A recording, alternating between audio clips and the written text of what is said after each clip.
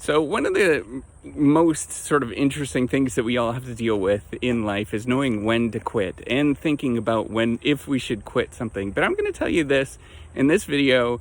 I'm going to give you a couple of hints and sort of processing and thinking about when you should quit, and then also suggest that you probably don't have to quit a lot of things, and you're probably overthinking some of these things. So if you don't know me, I am Professor Maslach. I'm Associate Professor of Innovation Strategy and Entrepreneurship, and I created this whole reciprocity project to give back as much as I possibly can. There's so many people that help me out that I want to pay the favor forward to help you out.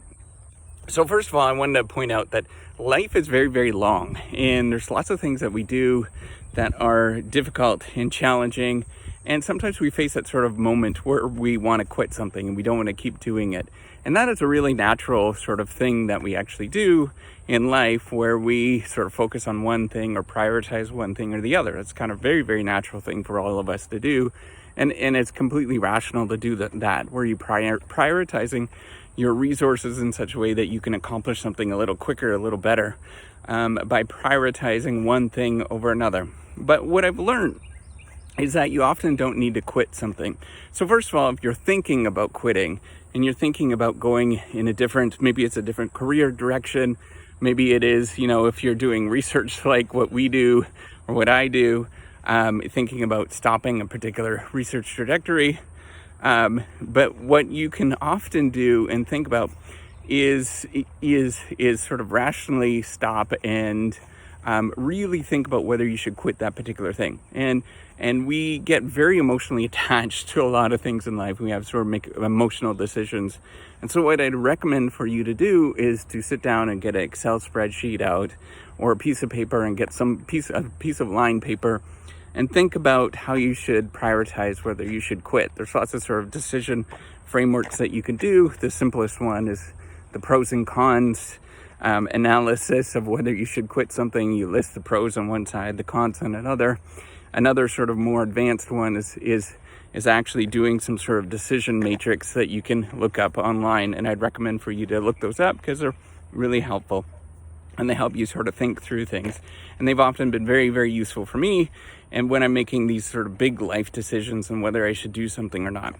But the biggest thing that I've learned is a lot of things that we sort of romanticize about, in terms of having a romantic notion that we should quit something or we should have a very hard stop on something. That's often not the case. What we often do and what we can do is pursue those things just at a lesser scale. Or what we end up doing is sort of parking that particular interest for a little bit and then picking it up later on, because life is long and that there is so many different things that we could do in life.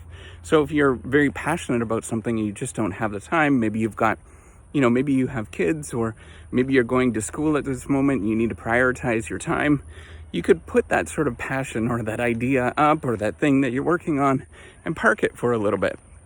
And then you can always come back to it and focus on that particular thing later on. So I don't like that idea of thinking about quitting, because you've built a lot of knowledge and you've focused on that particular thing. And so you can actually develop that thing a little bit more and focus on that thing a little bit more if you just simply pick it up. Now, there's going to be lost knowledge, or you're going to forget things as you do that. Playing the piano, you stop playing the piano, for example. It's harder to pick that up a few years later, but it doesn't mean that you can't pick it up. And you will soon get that knowledge back if you do that and if you pursue that thing. So what I would highly recommend for you to do is to stop thinking about hard stops with quitting. Stop thinking about that this is the last time I'm ever going to do this thing, or I'm never going to pursue this thing I have to terminate it. But rather think about it as kind of a flow, like a river that you're sort of going in and out and changing the things that you're doing in life. And sometimes the flow gets a little bit more rapid in one area, and then you focus on that. But then it might dwindle in another area, and you can focus on that particular thing. So I'd highly recommend for you to think of it as more of this kind of natural ebb and flow, where you're going and you're trying out different things, and you naturally just want to pursue that thing. And then if there is something that you're being forced to quit and you don't want to do that particular, or somebody is saying you have to terminate that thing, that doesn't mean you have to stop it.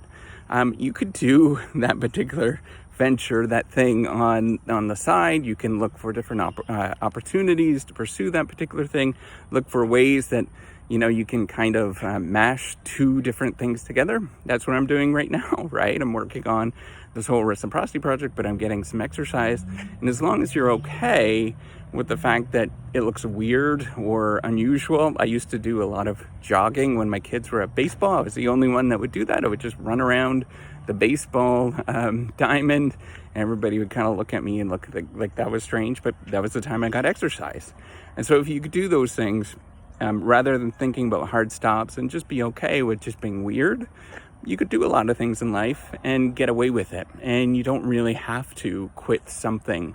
You could just kind of peruse and have fun with that and know that it's just, you're just doing the ebb and flow of life, and that is okay. So hopefully this made your decision to quit or not quit something a little easier. And give me a thumbs up if you liked it. All right, take care and have a wonderful day.